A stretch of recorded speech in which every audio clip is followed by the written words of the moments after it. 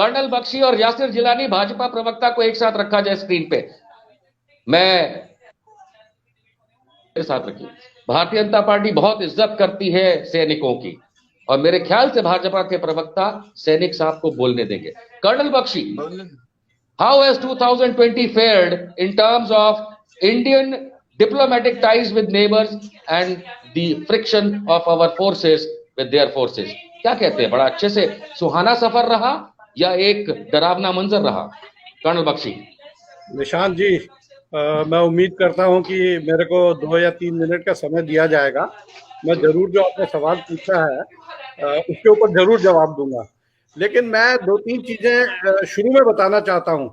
आपकी डिबेट शुरू हुई थी ये कहकर कि ये 2020 का साल किन चीजों के लिए याद रखा जाएगा। तो हमको पहले देखना है कि हमारे जहन में कौन सी चीजें आएंगी जिनके लिए हमको ये साल को याद रखना है। हमको शाहीन बाग को याद रखना है, हमको याद रखना है कि किस तरीके से उस आंदोलन को कुचला गया था, किस तरीके से केंद्रीय मंत्री ने गोली मारो सालों को बोला और दंगे कराए।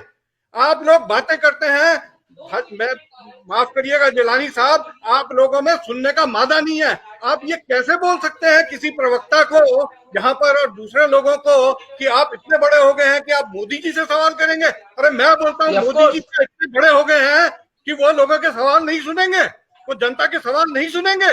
वो कब से इतने बड़े हो गए? का तकाजा है श्रीमान बख्शी साहब, लोकतंत्र में यही सिखाया है। साहब अभी आपका सुनने का नॉट श्रीमान बख्शी साहब, ही इज कर्नल बख्शी।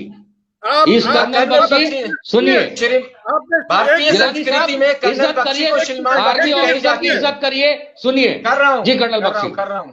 सुनिए, आपने तहसीन पूनावाला के साथ में शुरू में बोला था कि मैं इस पूरे पैनल में अकेला पड़ गया हूं।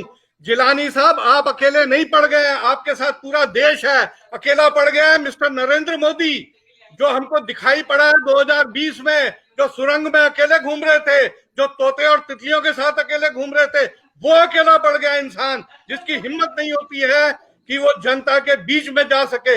अकेले मन की बात करते हैं स्टूडियो में बैठकर, अकेले वो किसानों से बात करते हैं स्टूडियो में बैठकर, अरुणाचल के, मध्य प्रदेश के किसानों से बात करते हैं। उनके दरवाजे पे लाखों किसान बैठे हुए हैं और प्रधानमंत्री की हिम्मत नहीं है कि वो चले जाएं।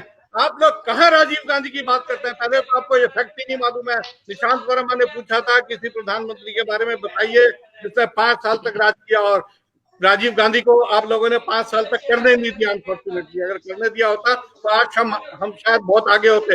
और आज उन्हीं के बनाए प्लेटफॉर्म पे मैं ये नहीं बोल रहा हूँ कि कांग्रेस ने कुछ गलतियां नहीं की, कांग्रेस ने गलतियां की हैं, उसकी वजह से आप लोग बैठे हुए हो। तो आप लोग हर बात में कांग्रेस को की जवाबदारी, भाई आपकी जवाबदारी है, सत्ता में आप हो, जवाब आपको देना है। ये याद किया जाएगा साल, कर्नल बख्शी, साल जो आपने कर्नल बख्शी, मैं यासिर जिलानी के पास जाता हूँ जवाब लेने के लिए। एक सेकंड मेरे को बोलने दे दीजिए, क्योंकि आपके फिर ये जो प्रवक्ता हैं ये आगे किसी को बात नहीं करने देते हैं।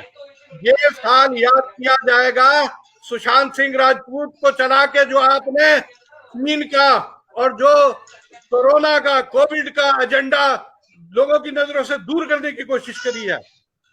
ये साल जाना जाएगा इस किसान आंदोलन के लिए भी, उन्होंने इस देश के लोकतंत्र बचाने की बागडोर अपने हाथ में ले ली है।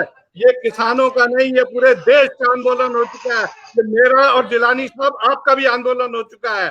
ये देश की 65% जनता जो कृषि पे आधारित है, इसका मतलब है मोदी जी के जो मेरे प्यारे 130 करोड़ देशवासियों, उसके 90 करोड़ देशवासियों के साथ में ये आंदोलन जुड़ा हुआ है। पूरी दुनिया की 15 से 20% आबादी के लिए ये जो आंदोलनकारी हैं ये वहां बैठे हैं। आपको इतना नहीं है कि उन लोगों से जाके बात करें। अब लोग कहाँ बात colonel Bakshi, I request you, have a glass of water. Colonel Bakshi relax, colonel Bakshi relax, colonel Bakshi relax, colonel Bakshi relax, हो चुके हैं। Colonel Bakshi relax. यासिर जिलानी साहब, आप कुछ कर्नल साहब को कहना चाहेंगे या इससे पहले, या फिर मैं वाजपेयी साहब के पास जाऊं?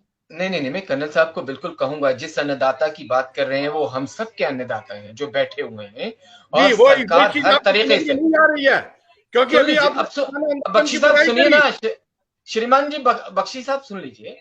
हमारी बताइए क्या नरेंद्र सिंह तोमर से लेके जो कृषि मंत्री हैं आदरणीय नरेंद्र सिंह तोमर से लेके तमाम सरकार के जो ओहदेदार हैं, जो सरकार कोऑर्डिनेट करते हैं, जो सरकार चला रहे हैं, वो क्या कोऑर्डिनेशन बनाने में कहीं उन्होंने अपनी कमी को छोड़ी है? आप जी, जो आप सुन लीजिए शुरू में आप जी सुनिए आपने पूछा तो मेरे को बताने दीजिए। शुरू हाँ, में बताइए। पहले 10-15 दिन सिर्फ इसी कोशिश में लगे रहे कि इनको खालिस्तानी एजेंट बता दिया जाए फिर उसको हिंदू और सिखों के बीच में लड़ाई कर दी जाए, पंजाब हरियाणा के बीच में कर दिया जाए। जब उनको समझ में आ गया कि नहीं ये किसान जो है ये वास्तव में इस समय AK वाजपेयी साहब करने के लिए खड़े हैं, तब जाके वो वाजपेयी साहब को मैं सुनना चाहता हूँ। AK वाजपेयी साहब, अच्छा ये बताइए कर्नल बख्शी एक 10 नहीं, मैं AK वाजपेयी साहब के पास जाना चाहता हूँ।